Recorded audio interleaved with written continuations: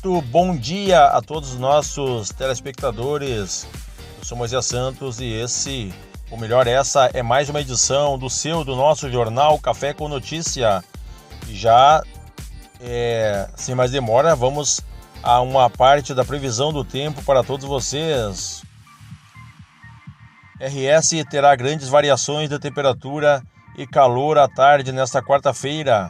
Massa de ar seco irá dominar as condições do tempo.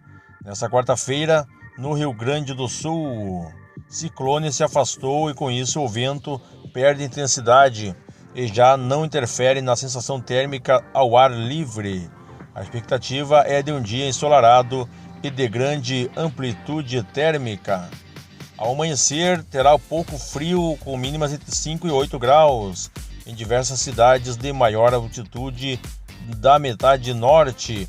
Por outro lado, durante a tarde esquenta rápido e as máximas poderão oscilar entre 32 e 34 graus em municípios da metade sul e oeste. As mínimas rondam 5 graus em São José dos Ausentes e 11 graus em Erechim. As máximas, por sua vez, podem chegar a 32 graus em Santa Rosa e 33 em Uruguaiana.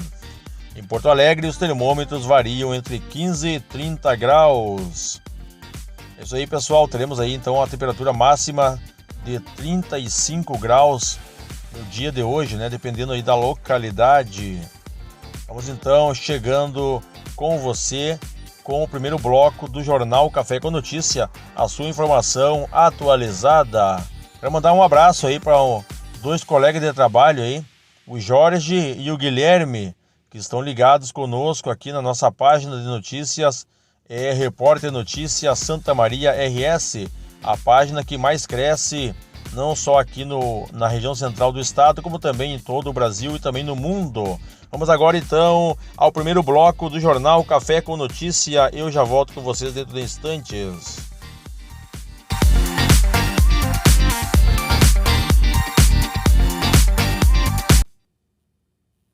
Você acorda, você faz um café e a primeira coisa que você quer é uma boa notícia.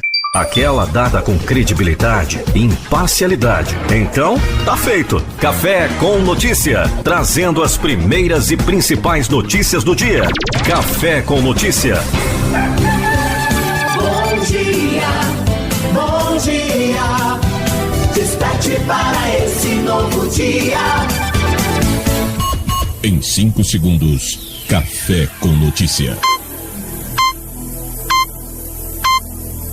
As principais notícias, Café com Notícia.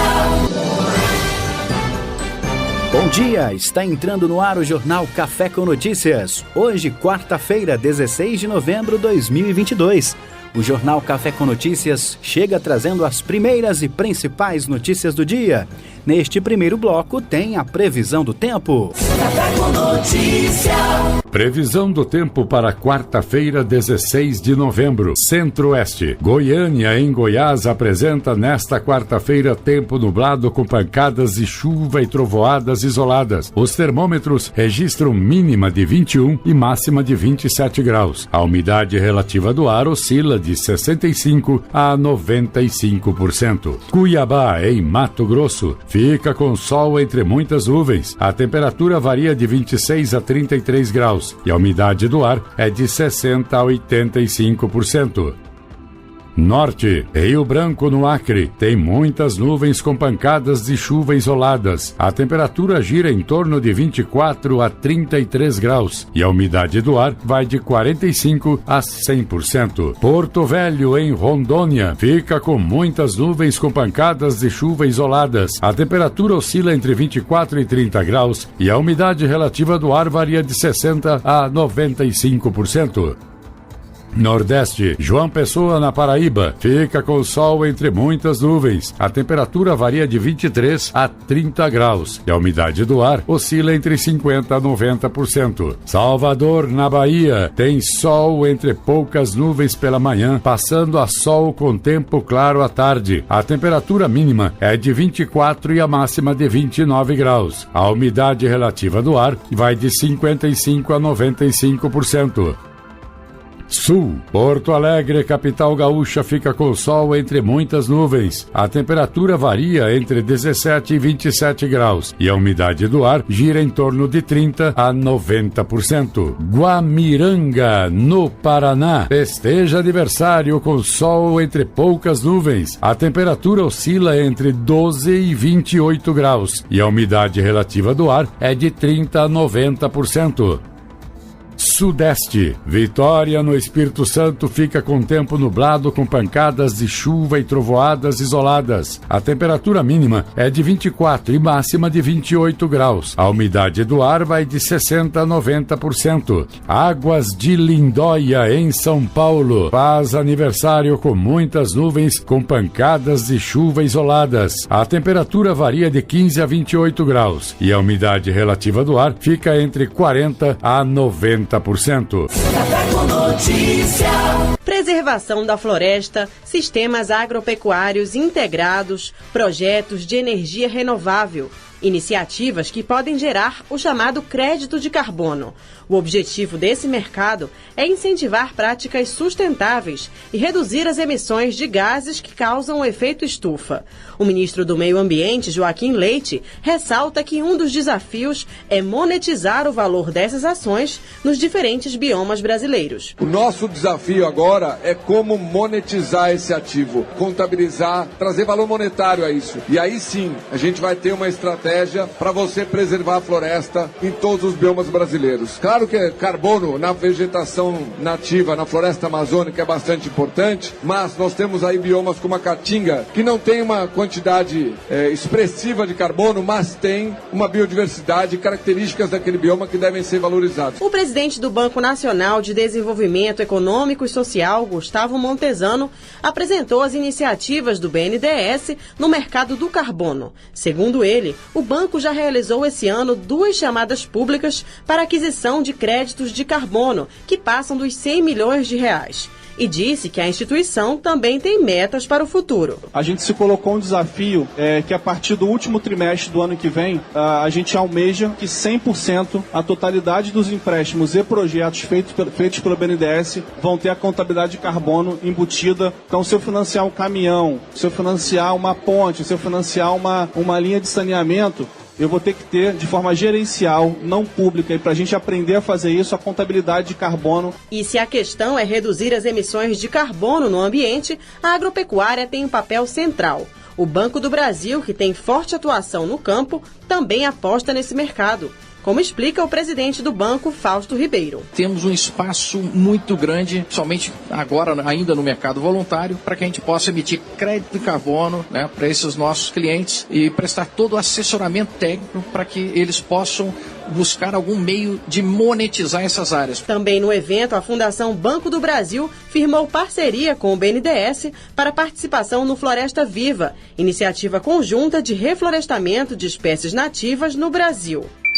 A equipe que coordena a transição no governo federal pediu nesta segunda-feira que a atual gestão atualize os dados sobre o desmatamento na Amazônia e no Cerrado. Segundo o vice-presidente eleito e coordenador-geral da transição, Geraldo Alckmin, foi enviado um requerimento ao Ministério da Casa Civil e ao INPE, Instituto Nacional de Pesquisas Espaciais, solicitando acesso ao monitoramento mais recente do PRODES, Projeto de Monitoramento do Desmatamento. Solicitamos que os relatórios completos dos dados do PRODES Amazônia e do PRODES Cerrado no período de agosto de 2021 a julho de 2022 sejam enviados para que possamos analisar as informações que trazem e tomar as medidas necessárias nos nossos planos imediatos.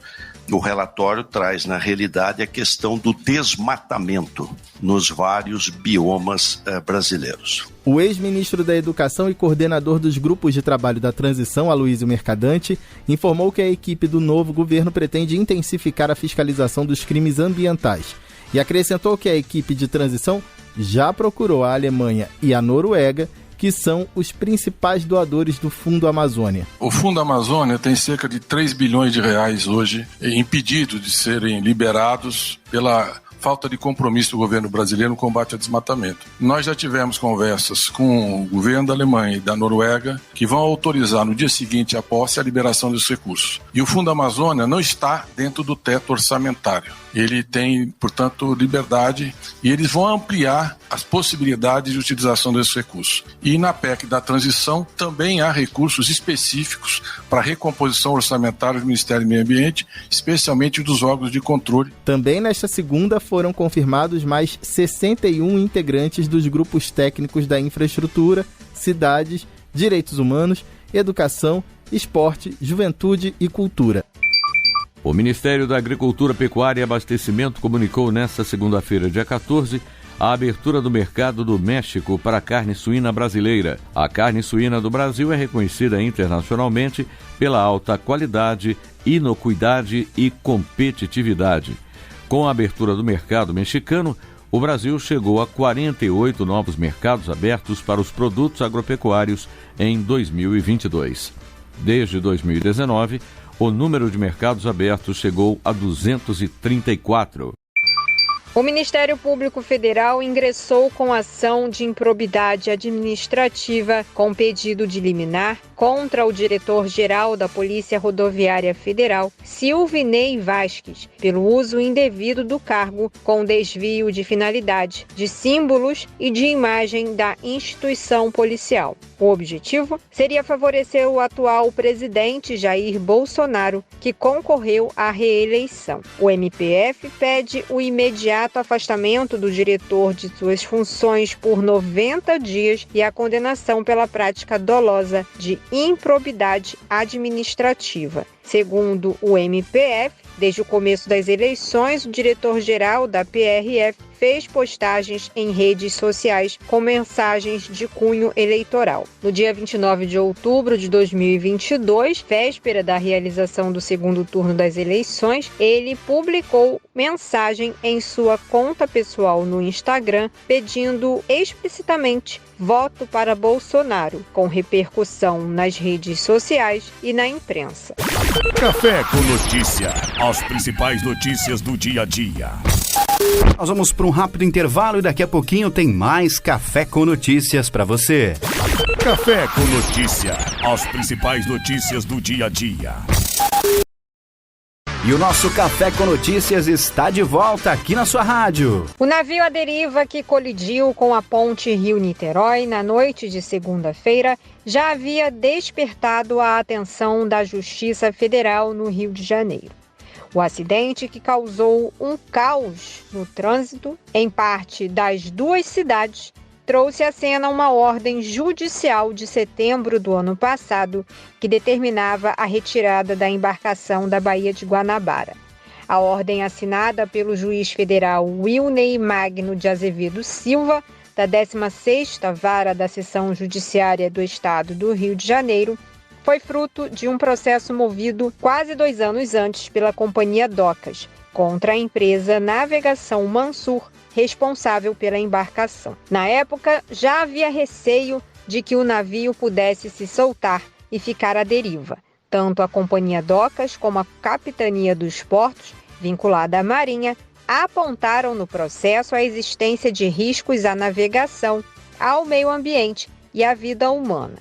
Batizado de São Luís, o navio envolvido no acidente é um petroleiro com bandeira das Bahamas. Segundo a Marinha, uma ventania arrebentou as amarras que ancoravam o navio desde 2016, deixando-o à deriva. Após o acidente, o navio foi resgatado e, de acordo com a Marinha, será atracado no porto do Rio de Janeiro. Segundo informações da Companhia Docas, O São Luís estava em completo abandono e em avançado estágio de deterioração e com os equipamentos de segurança desligados. Por conta do acidente, a ponte de 13 quilômetros, que é a principal via de ligação entre as cidades do Rio de Janeiro, Niterói, da região dos Lagos e do interior do estado, ficou fechada por mais de 3 horas e só teve seu funcionamento totalmente normalizado na tarde desta terça-feira. O ginasta Arthur Nori não tirou o sorriso do rosto durante a homenagem que recebeu no Esporte Clube Pinheiros, em São Paulo, pela medalha de bronze no Campeonato Mundial de Liverpool, na Inglaterra, na barra fixa. Campeão do aparelho há 3 anos, ele teve de se reinventar após passar em branco nas 2 principais competições de 2021, o Mundial de Kitakyushu e a Olimpíada de Tóquio, ambos no Japão. A medalha, não importa a cor, porque ela é consequência de todo um trabalho, sabe? Então acho que ela veio ali coroando realmente todo esse processo que foi e o quão é difícil você se manter entre os melhores do mundo. Entender que sair de um ouro do Mundial não te faz ser ouro de novo. Não foi só no tablado que o ano passado foi pesado para Nori. Em setembro de 2021, a mãe dele, Nadina, sofreu um AVC hemorrágico que afetou o lado direito do corpo. Mas o motivo pelo qual o bronze em Liverpool foi especial para o ginasta, que pôde presenteá-la com a conquista. Foi emocionante ali, poder ainda ver que ela estava trabalhando ali o lado que ficou acometido. Então ela tá se esforçando como uma atleta para poder melhorar e ela quer melhorar. Então acho que foi um momento ali também muito bom pra gente. Vou conquistar agora toda a medalha, você vai tocar aí com a mão melhor. O Brasil fez a melhor campanha do país em um mundial, com 3 medalhas ao todo. A campeã olímpica Rebeca Andrade conquistou um ouro no individual geral e um bronze no solo. Foi o destaque da delegação e Nori rasgou elogios à amiga. A gente se deu conta depois, falou assim, nossa, é verdade, a gente fez mais uma vez história aí na modalidade, sabendo o potencial que dá para mais, então acho que isso é muito importante, faz a gente acreditar cada vez mais e também poder motivar os outros, né? Admiro demais, Rebeca, ela me perguntaram assim, quem que é sua ídola? Foi a Daiane dos Santos, que graças a ela eu entrei no esporte, mas hoje assim, admiro demais a Rebeca por toda a história e o quão incrível ela é como atleta, como pessoa e o que ela representa para todos nós. Vi crescer e continuamos amigos ali, nada mudou, só essa vontade de querer mais medalha para isso. No ano que vem, a ginástica artística brasileira terá o Mundial de Antuérpia, na Bélgica. O foco está na disputa por equipes. As 9 primeiras no masculino e do feminino vão à Olimpíada de Paris, na França, em 2024. Prata nos Jogos do Rio de Janeiro em 2016. Arthur Nori quer estar lá. Começou na última segunda-feira, dia 14, a 6ª Conferência Nacional de Saúde Indígena em Brasília. Até sexta-feira, dia 19, mais de 1,7 mil participantes representantes dos povos originários em todo o Brasil vão ajudar a atualizar a Política Nacional de Saúde Indígena, que irá redefinir as diretrizes e efetivar as particularidades técnicas e culturais no modelo de atenção à saúde dos povos indígenas dos próximos anos no Brasil. Tudo isso é decidido com o voto direto de 1,3 mil delegados das aldeias e comunidades indígenas de todo o Brasil. Na abertura do evento, o ministro da Saúde, Marcelo Queiroga, relembrou visitas que fez comunidades indígenas e citou o posto Leonardo, no Alto Xingu, como exemplo de local onde a atenção primária à saúde acontece com consultas, procedimentos odontológicos e até mesmo assistência com apoio à telesaúde. Essa política pública precisa ser ampliada e, para isso, cada centavo recurso público que chega da Secretaria Especial da Saúde Indígena, SESAI, tem que chegar às comunidades indígenas brasileiras. A gente sabe que tem ameaças desses recursos não chegarem aos seus verdadeiros donos, os nossos indígenas, ressaltou. As propostas estão divididas entre 7 eixos temáticos: a articulação dos sistemas tradicionais indígenas de saúde, criação do modelo de atenção e organização do serviço de saúde e gestão de pessoal em contexto intelectual, infraestrutura e saneamento, financiamento, determinantes da saúde, controle social e gestão participativa. Técnicos pedem vacina para impedir que variantes sofram mutações. Diante do aumento de casos de Covid-19, autoridades sanitárias internacionais estão em alerta. O registro de novos casos da doença tem a ver com o surgimento de novas subvariantes da Omicron, BQ.1 e XBB. Segundo os primeiros estudos, elas podem ser mais transmissíveis e resistentes às bactérias vacinais. O mais recente boletim Infogripe da Fiocruz, divulgado na última quinta-feira, dia 10, sinaliza para um aumento nos casos de síndrome respiratória aguda grave SARS, SRAG, com resultado laboratorial positivo para a Covid-19 na população adulta do Amazonas, Rio de Janeiro, Rio Grande do Sul e São Paulo. Segundo o coordenador do Infogripe, Marcelo Gomes, ainda não é possível afirmar que esse crescimento esteja relacionado especificamente com as identificações recentes de novas sublinhagens identificadas em algum ponto do país. Em alguns estados, o sinal é mais claro nas faixas etárias a partir de 18 anos. A exceção é o Rio Grande do Sul, que apresenta essa tendência apenas nas faixas etárias a partir de 60 anos. Como os dados laboratoriais demoram mais a entrar no sistema, espera-se que os números de casos das semanas recentes sejam maiores do que o observado nessa atualização, podendo, inclusive, aumentar o total de estados em tal situação, disse o pesquisador da Fiocruz. Quando o recorde foi feito por capitais, a Fiocruz identificou maior predominância em crianças. As exceções são Manaus, Recife, Rio de Janeiro e São Paulo, que apresentam crescimento nas faixas etárias acima de 60 anos. A balança comercial registrou superávit de 1 bilhão e 700 milhões de dólares até a segunda semana de novembro. A cifra divulgada pelo Ministério da Economia é 15,4% superior no contabilizado no mesmo mês de 2021 e aponta crescimento de 28,8% nas exportações e 2,6% nas importações. O Partido Republicano está a uma cadeira de formar a maioria na Câmara dos Representantes dos Estados Unidos, segundo a última contagem divulgada pela Associated Press. Às 5 da tarde da última terça-feira, dia 15, os candidatos apoiados pelo ex-presidente Donald Trump já preencheram 217 vagas das 435 contra 205 dos democratas. Café com Notícia.